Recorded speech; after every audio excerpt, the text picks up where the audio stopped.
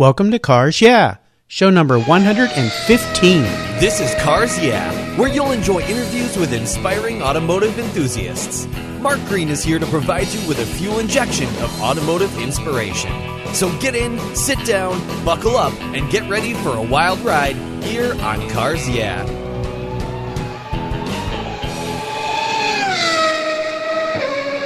Have you turned your key and heard that dreaded tick, tick, tick, tick because of a dead battery? No worries. I've got the NOCO Genius Boost Jump Starter. This compact tool fits in your glove box and features rechargeable lithium battery technology that will start a dead battery in your car, boat, truck, or RV. It packs a whopping 12-volt, 400 amp starting power and can start up to 20 dead batteries on a single charge. Plus, it has built-in spark-proof technology with reverse polarity protection to safely jumpstart your vehicle. The compact, ergonomically designed clamps are solid copper for maximum conductivity, and there's a built-in ultra-bright dual LED flashlight with 7 modes, including an SOS emergency strobe. It's easily rechargeable with a USB outlet, and you can charge your smartphone or tablet while you're on the road. Works on any 12-volt lead-acid battery. The Genius Boost from NOCO is the ultimate emergency tool that's safe and easy to use. Quality design, state-of-the-art technology from NOCO, your battery care source since 1914. Get yours at geniuschargers.com.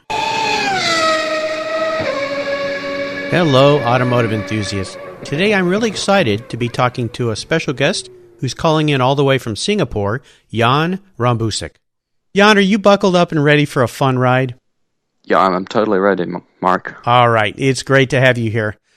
Artist Jan Rambousek uses digital imagery to create wonderful artwork. As a founder of Playground Studio, he's collaborated on a number of assignments in digital solutions for his many clients. He also is behind VirtualRig Studio, the motion blur simulation software that's become popular among all the big names in the automotive industry. Jan's latest collaboration, the Silver Arrows project, is a combination of staged photography, advanced 3D graphics, and state-of-the-art computer imagery that brought back the life of the legendary race cars of the 1934 through 1939 racing period. A film fan since childhood, Jan will soon be announcing a new exciting project. So Jan, I've told our listeners just a little bit about you. Would you take a moment and share some more about your history, your career, your passion for automobiles, and a little bit about the Silver Arrows project? Okay, Mark. First of all, thank you for inviting. You're welcome. A little bit about the history. I started when I was 11 or 12. I saw a movie, Star Wars, or basically everyone does.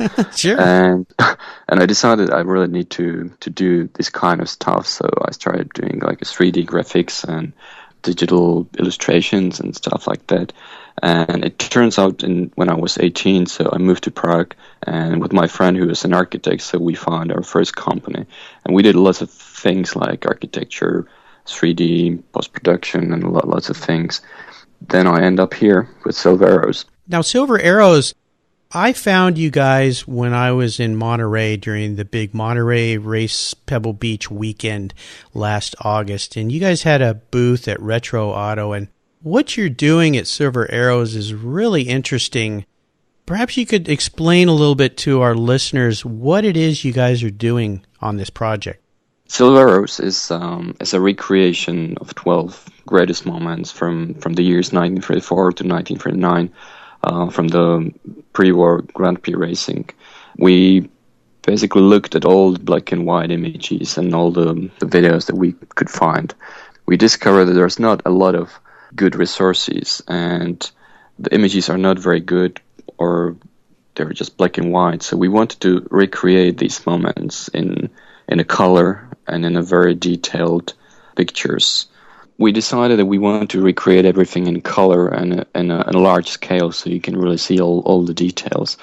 And we started with one picture, which wasn't a Silver Arrows. It's called Blitz and Ben's car, and it was a picture of Bob Berman driving in Daytona Beach in 1911, setting up a new speed record for many years. And we had a really good response from people to this image, so we come up with a much bigger project, which was Silver Arrows. We had no idea how much work it's going to be, and it just started growing and growing, And in the end, it took us more than 2 years to do that. But we couldn't go back. We just had to finish it. So after 2.5 years, so we finally finished it, and we had a first really big exhibition in Goodwood in Festival of Speed, and then we were bringing it over to Retro Auto in Pebble Beach.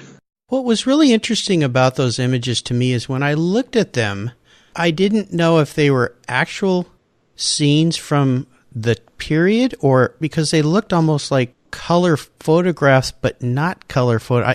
You stood there and went, what are these? They're so interesting, and they really pulled you in to the shots because they look so real, so crisp and clear. Can you explain a little bit of how you created these things, how they came to be? Okay. This is what the pictures does, so it's good. This is exactly what we wanted people to think. It shouldn't be like a real photograph, and it shouldn't be a painting. It should be something between. Mm-hmm. So what we did is that all the situations that you can see are real. It really happened. Everything what you see in the picture is exactly as it was 80 years ago. But we're just looking at it from a different perspective. So there was like no way how we could use any of the actual black and white pictures and just colorize it. So we had to recreate everything. We basically built over 25 different cars, and we built like 8 or 9 different racetracks in computers. So everything what you see is generated by computer. And then we're shooting real people. So we were on set on 5 different locations for 5 days. We had more than 50 people on sets, like over 200 costumes from 1930s. Wow. And we were shooting all the props and people that we are later integrated into the racetracks that we recreated in computers. Wow. Well, unless you have seen it, and we're going to talk a little bit later about where our listeners can go to see what you guys have created, could you explain to our listeners a little bit about the Silver Arrows, a little bit about the history, the vehicles, and what they were? Okay. Well, for me, the Silver Arrows cars, which was the Mercedes-Benz and Auto Union, were one of the greatest car ever built, not just technical-wise, but also design-wise. The cars look totally different. So, like, these cars were totally sci-fi cars that came from the moon. And in terms of aerodynamic and technological progress that they made in these six years were just incredible. I think that these cars are one of the greatest cars ever built. Well, they're amazing vehicles, and the Auto Union and the Mercedes-Benz, I mean, these things had 12-cylinder engines in them. They would go almost, 200 miles an hour? Yeah, over 200 miles an hour. Yeah, and you think about that. Now, nowadays, race cars go that faster. It doesn't seem like a big deal, but we're talking 70, 80 years ago on tires that I don't even know how the tires were engineered to stand that kind of speed. What were the model cars that they were building back then? Auto Union, so they had it was a Type A, there was a Type B, Type C, and Type D. Mm-hmm. The Mercedes-Benz, the first one was W25 in 1934. Then they come up with a new compressor version, which was W25K. Then it was another one was W125, which was probably the most powerful car at that time, because after this year 1937, so they started like with all the limitations on engine size and everything. So then the power of the car just dropped down. Then it was W154 and W165. Okay. A name that a lot of our listeners will recognize, Hans Stuck, one of the drivers of the Auto Union car, I believe? Yeah, Auto Union. Auto Union, yes. That many people, and Ritzy, I believe, was another name, if my memory is serving me right. Probably the most famous racing driver ever was Rudolf Caracciolo. Mm-hmm. And then the other one was Manfred von Brauchitz or Bernd Rosemeyer, Dazio Nuvolari. A crazy Italian guy. Yeah, some very brave gentlemen to drive those vehicles as fast as they were. Now, I'm going to encourage all of our listeners to go to Jan's show notes page at carsyeah.com and find the links that we're going to be posting there and take a look at what they're doing at the Silver Arrows project. It's really fascinating. But as we move on here, Jan, I'd love to talk a little bit more about you and your life around cars and your passion. And I always like to start our talk with a success quote. And this is something that's been instrumental in forming your life and perhaps your success. It's a great way to get the inspirational tires turning here on Cars Yeah. So Jan, take the wheel. Okay. I was thinking a lot about this one, and I found, I think, really good one, which was said by Mario Andretti. Great. Maybe I'm not the first one, right? I don't know. We'll see. Okay. If everything seems under control, you're just not going fast enough. Yes, I love that quote by Mario. It's a great one. And how have you incorporated that into your life and your business and your passion for cars? Well, I definitely want to speak about it later, but it's more about, for me, it's not being happy with what you're doing. It's, you just need to keep improving, and nothing what you've done is good enough. So basically, and I think that the Silver Rose project is the same. I think it's good, but I hope that the next project will be even better. Always pushing the bar, always putting things a little further. Yeah, that's a great quote. I love that quote. In fact, on the Cars Yeah website, the subscribers can go and sign up there and get a book that I created called a Filler Up Book. And it's a book filled with images of fuel fillers from mostly historic cars, race cars. And it's also got a lot of quotes from famous people. And that quote by Mario is in that book because it's one of my favorites as well. So I'm glad you chose that. You're the first one on Cars Yeah to pick that quote. Really? So yes, you are. It's surprising. Well, I know. It is to me too, but it's a great quote. Would you share a story with us that instigated your passion for cars? I know you're a car guy. You've been passionate about cars your whole life. Is there a pivotal moment in your life that you can recall that you really knew you were a car guy? I think that it was when I was 17. Mm-hmm. I entered a competition by Peugeot in France called Peugeot Concours Design. I think it was 2004. Oh, okay. The task was to design a future car. So I spent a couple of months by designing my future car, and it ended up that I made it into the final list between like almost 4,000 designers from all over the world. Wow! So there was a really big success for me, especially when I was 17, and all other designers were like 15 doing that all the entire life. Mm-hmm. So I think this moment helped me really a lot. We got a lot of like media coverage, then people were writing about it and so on. So this was the one that I started considering about doing a car design.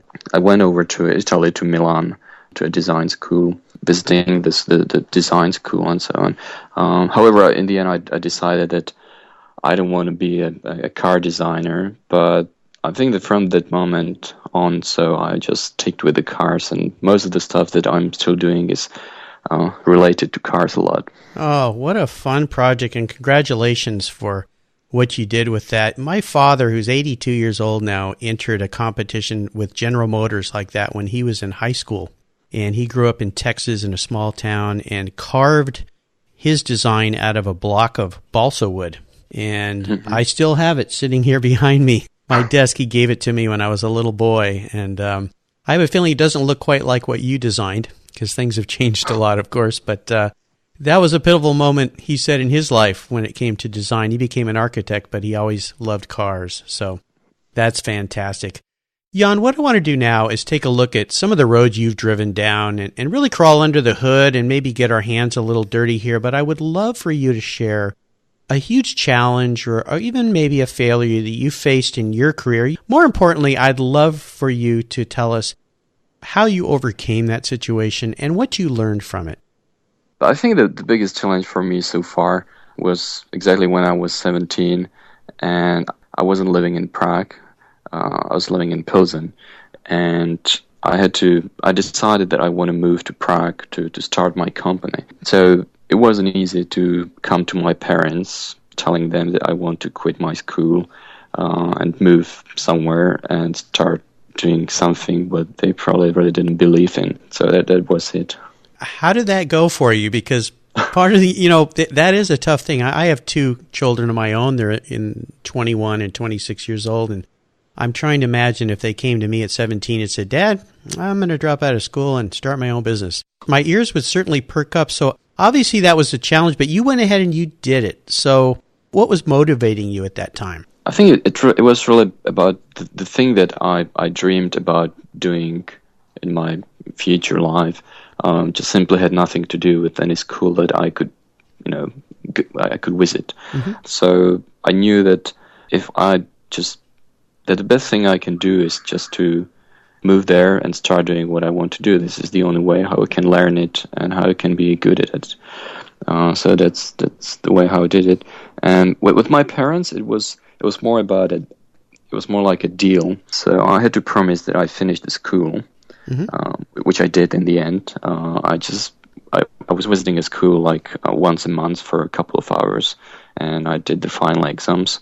So I finished the school, and I could move on. So I was quite surprised because my parents were quite tough and strict. Mm-hmm. And when I came over to them saying that this is what I want to do, and I remember that I came with a paper, and I had like a plus and minus why I should do that. So they just said, okay, go ahead. They probably knew there's nothing what they can do to stop me. Yeah. So, I was really surprised, but I'm glad for that. Yeah. Well, it was good that they were behind you and supported you in that, even though maybe part of them was scared. Well, let's shift gears here and go to the other end of the spectrum. I'd love for you to share a story when you had a real aha moment in your career, a time when you realized that an idea or concept you had was going to make it and you were going down the right path, and tell us the steps you took to turn that aha moment into a success. I think that it was with the VirtualRig Studio software you were mentioning, and it was about 5 or 6 years ago. I just tell very quickly what the VirtualRig Studio is. Yes, please. It's a specialized software which is used mostly by car companies. It allows you to generate a motion blur for static images. So basically, if you're working on a campaign for a new car and you need to have some nice shots of the cars driving on the road and a movement, so there's only one way how to do that, and that's that you just drill a holes into the car, mount a car rig on a car, and you shoot it together when it's actually moving. But it's very expensive. You have to travel with the car and so on. It's just you destroy the car most of the time. So it's not the best way how to do that. So we come up with an idea of just shooting the back plates static with the static car standing on the road, and then adding this motion effect in a post production. There was some ways how to do that, but it was very limiting in ways that the road could be just straight. It couldn't be in a curve. So we come up with a solution, and we basically developed our own software for us. And my first idea was that we want to use this software just for us because we're right next to Germany, so we wanted to compete with all the German companies, and so we wanted to have some kind of tool that would be more advanced than what they have. But it really didn't work out. It's not about that. It's a tough business, so we couldn't get any jobs in Germany even if we had this specialized tool. So then I said, so we just reprogrammed the software and we started selling it. So we basically started selling it to our competitors.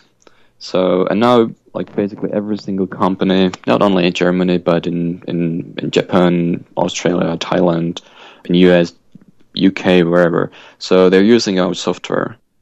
And so that was probably the smartest thing I did so far in my business. Oh, it's wonderful. I love that. That is absolutely fantastic. And what was your proudest moment in your career? The VirtualRig Studio it was really good for contacts because we were able to meet lots of different people, like very professional car photographers, the car companies or production companies. So it was all about the cars.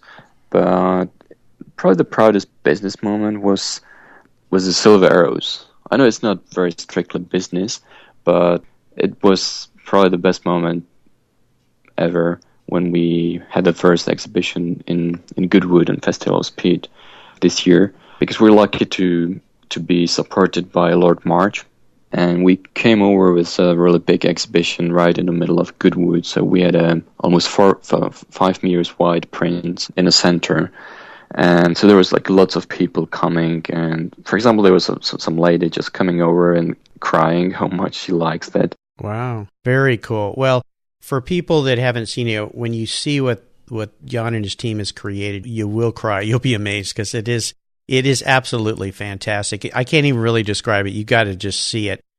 Let's have a little fun here. What was your first really special car? And if you could share maybe a memory you had with that vehicle? Unfortunately, I'm too young to have more special cars. So far, probably the special car I had was a 911. Oh, my favorite. That I actually sold yesterday. Oh, really? Oh, no. What kind of 911 was it? It was yellow convertible 997. Okay. Mm-hmm. Nice car. Well, that is a pretty special first car. What did you like about that vehicle? Everything. Well, yeah, I really like the design that hasn't changed for the last 50 years, and there really is something behind it. Yeah, it's a very special car. They've been my favorite cars for a long, long time, and I just had Alois Roof on the show a few days ago, who you probably know from Germany, who takes Porsches and kind of tricks them out a little bit. And that's a little bit, but a great car. And maybe this is the lead up to the next question I have for you, Jan. What about seller's remorse? Is there a vehicle that you've sold that you wish you could have back? And since you just sold that car yesterday. Yeah, I would say it's the 911. The 911, yeah. Well, I understand. I've sold far too many that I wish I could have back, so I get it. Is there a current project that you're working on right now that really has you excited and fired up? It's actually a couple of projects. One of them is still Silver Arrows, because I think it's not like by that exhibition that I desired. It's not the end. It was actually by finishing the project. It all started. So we're still planning lots of other different exhibitions and events and stuff around Silver Arrows. So there's still lots of work to do. Then there's another one I'd like to go on, because everyone who participated on a project, so he really enjoyed it. It was the way how to do something nice without, having a client on the other side telling us how to do our job. So I'd like to go on and I'm preparing another project that might be like continuing of the Silver Arrows, because we end up in 1939. So the next project might be starting in 1939 and ending at 1945. Okay. And it would be about the major air battles of the Second World War. So it's not strictly related to the cars, but it's still with really nice machines and with the aircrafts. Oh, yeah, that sounds fantastic. So the Spitfires and Mustangs and Messerschmitts and... Exactly. Yeah, oh. And so we would like to do, or we would like to have a same approach, basically recreating all these planes and moments and locations in computers, and recreating all the cars in a way that they really looked these 75 years ago. Because most of the cars, that was the biggest issue with Silver Arrows, because all of the cars that they still exist, so they're in a much better shape than they actually were 80 years ago when they built them. Yes. So there was like no way how to use the actual cars, and this is the same approach for the airplane project. Right. Wow. Right. Oh, that sounds exciting. I can't wait for that one. Now, here's a fun question for you, Jan. If you were a car, what kind of car would you be and why? So I'm thinking that I'm not really the fastest one in the projects that we are doing. Probably also not the nicest one. We're also trying, to deliver the best what we can. So the best car I could come up with maybe the old Mercedes-Benz G-Class. Yeah, kind of a workhorse? Right. Yeah, okay. Well, I like that. I always like to ask that question because it brings out a little bit of personality. So I appreciate that. All right, Jan, we're up to what I call the last lap. And since you've been around cars and race cars, you know what that means. One more lap around the track before the end, so pedal to the metal. And this is where I fire off a series of questions, and you give our listeners some very quick blips of the throttle answers. So are you buckled up and ready? Yes. Okay. Ready. What's the best automotive advice you've ever received? I think it was just don't drive too fast. Okay, that's pretty safe. That sounds like something your mom probably said to you. Yeah, many times. Yeah, mine too. She still does today. Can you share one of your personal habits that you believe has contributed to your success so far? I think it's related to the first quote that we're really trying to deliver the best we can. So you should just never be satisfied with anything you did so far. Yep, always pushing yourself. I like that. Do you have a resource that you would share with our listeners that you're really fond of? Maybe it's a website that you really enjoy or a blog that you get. I'm reading a lot of Petrolicious articles. Yeah, I love Petrolicious. I've had Afshin Bania, who founded that site. They've really done a fantastic job with that site. It's great. They were really interesting to interview on Cars Yeah. How about books? Is there a book that you've read in the past that you think our listeners would really enjoy? I just finished 2 weeks ago, so I finished a short book by Jeremy Clarkson, which is called I Know You Got Soul. Mm-hmm. I'm familiar with that. Okay. Yeah, that's a great book. Yeah, he's funny. I love Top Gear. He's done some great writing in the past too, so that's a great book. How about interesting hobbies outside of your passion for cars? I do lots of sports, but in general, the work that I have and everything what we do, like these projects, so it's kind of a hobby for me. So and that takes most of my time. Sure. And then it's definitely traveling. Oh, okay. I'll remind our listeners that you can find links to all these resources at carsyeah.com/Jan Rambousek. All right, Jan, we're up to the checkered flag. And this last question can be a real doozy for some people who love cars like I know you do. If you could only have one collector car in your garage, and money is no object, today I'm going to buy you whatever you want in the world, what would that one car be and why? For me, this is totally clear. Okay. And it's a 1937 Auto Union Type C in a special Avus Streamlight version. Oh, and what is it about that car that you love so much? I think it's just the design. If you look in, it's in one of our images in Avus 1937 on a speed track. I really think that just the design of this car was so ahead back then, and even now it still would be. So this was just the brilliant car. They are beautiful. Now, are there models of that car existing somewhere in a museum or a private collection? I don't believe there's any in private collection. There's one for sure in Audi Museum in Ingolstadt. Okay. And have you seen it in person? For sure. For sure. Okay. Well, it's a beautiful car. Great, great choice. Jan, you've taken us on a great ride today, and I've really enjoyed your stories. It's such an unusual venture that you and your team took on, but I really appreciate you taking the time for sharing your journey with me and calling in all the way from Singapore today. Could you give our listeners one parting piece of guidance before you drive off into the sunset in that auto union? I think I'll repeat myself again, but it's still that nothing is good enough. Nothing is good enough. Always keep striving. Perseverance. I've heard that from many of my guests here on Cars Yeah. Now I understand the feeling. Maybe there's something about it. Yeah. I think there is. It's wonderful. And again, listeners, you can learn everything about the Silver Arrows project at carsyeah.com/Jan Rambousek. Jan, I want to thank you for being so generous with your time today and your expertise and for sharing your unique experiences with our listeners. Until we talk again, I'll see you down the road. All right. Thanks a lot, Mark. You're welcome. Thank you so much for joining us on today's ride here at Cars Yeah. Drive on over to carsyeah.com to find show notes and inspiring automotive fun. Download your free copy of Filler Up, a fun book filled with gorgeous photographs of fuel filler fun, including quotes from more inspiring automotive enthusiasts.